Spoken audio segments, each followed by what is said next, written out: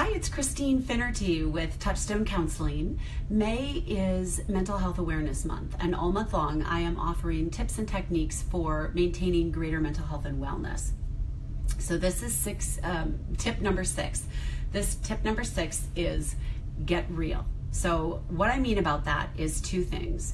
I want people to start getting real about when they may need to reach out for help. This is the most common question that I have gotten from everybody since doing these videos. People always ask me, and most often in private, I'm going through something, I'm not really sure what this is, but how do I know when to reach out to somebody? Well, this is what I use, the double D. So I want you to think about depth and duration. I want you to think about your ability to conduct your everyday daily routine. If you are not able to get through your everyday daily routine without disruption, without allowing whatever it is that you're going through to interrupt that routine, and that happens more often than not for a period of 2 weeks or more, that's when it's time to reach out to a mental health professional, somebody like myself, and just touch base to see if you guys together can figure out what's going on. So number 1 is getting real about when to reach out to somebody, and number 2 is getting real about what it means to reach out to somebody. You know, there's a misconception that because you call a counselor that something must be wrong. That's not true. It just means that you recognize that you're going through something, or you're feeling something, you're experiencing something that doesn't feel comfortable for you. So it doesn't mean to call a counselor that you have anxiety. It doesn't mean that you're depressed. It simply means that you are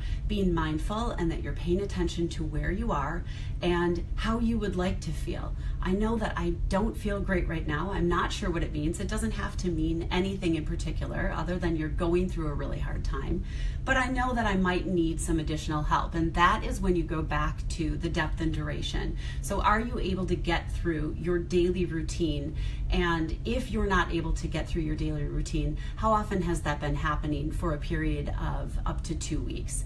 And then you'd want to give somebody a call. And I always tell people, even if you're out of the area, I would rather have you call me than call no one at all. You can always find my contact information on my Touchstone Counseling Facebook page. You can find my contact information on my website, which is touchstonemilwaukee.com.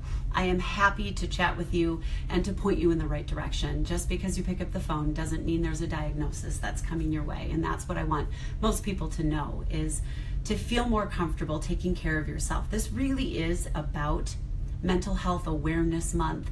This is about our mental health. It is about feeling better about ourselves and about the situations that we're in. And I really hope that these tips have been helping you all month long. For those of you who are recapping, tip number 1 was to give your brain a break. Tip number 2 was to go out and score a goal.